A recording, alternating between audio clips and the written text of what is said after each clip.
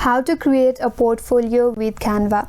Hi everyone, this is Kate and welcome back to another tutorial, and on today's video we will learn how we can create portfolio with Canva. So without further delay, let's get started with this video.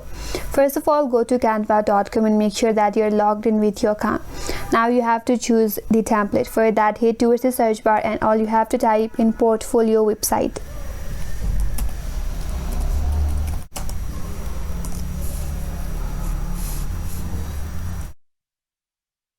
Once you search for it, you can browse to all the available templates and select the one that matches your style. For example, I will select the one right here. Then you have to click on customize this template on your right hand side in order to start editing this template. Now you can customize your portfolio. You can add your name and title. You can introduce yourself with a name, your profession or your skill.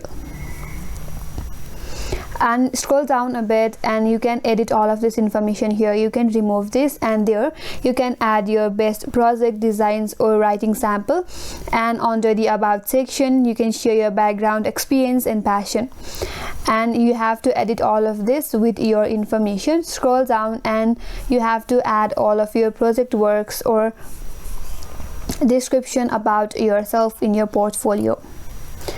And you can also add your contact, your email, your social media or any contact form. If you want to customize your colors and fonts, you can customize them in order to match them with your personal brand. So here you can edit all of this information right here. You can remove the picture, add your own picture, and once you're done editing and adding all your information, if you like to publish your portfolio as a website, then click on the share button at the top right.